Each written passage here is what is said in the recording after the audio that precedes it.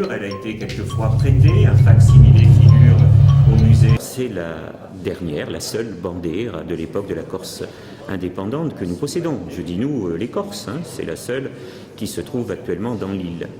Elle est très représentative d'une pensée, la pensée de Pascal Paoli, qui avait voulu réhabiliter en quelque sorte la tête de Maure. Il y avait eu d'autres illustrations dans les années qui avaient précédé. En héraldique, le langage est simple, c'est le symbole de la reconquista, de la reconquête depuis le XIVe siècle. Et la Corse est associée depuis donc la fin du Moyen-Âge à la tête de Maure.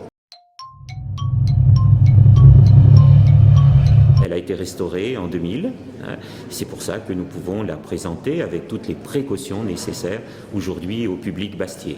À partir de demain, 9 décembre, elle sera exposée dans une salle du musée pour quelques jours seulement, car il faut être prudent quand on expose un textile, c'est du lin, et ça date bien sûr du XVIIIe siècle. Elle sera donc exposée jusqu'au 20 décembre.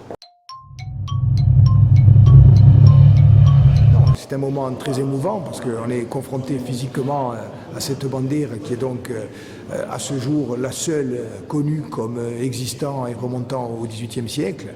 Et donc c'est un moment, c'est vrai, historiquement et symboliquement très fort. Vous savez, nous avions la chance d'avoir ce trésor dans nos caves.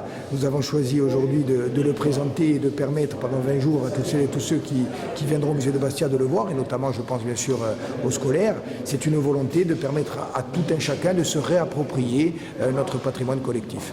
Les dernières années du Premier Empire.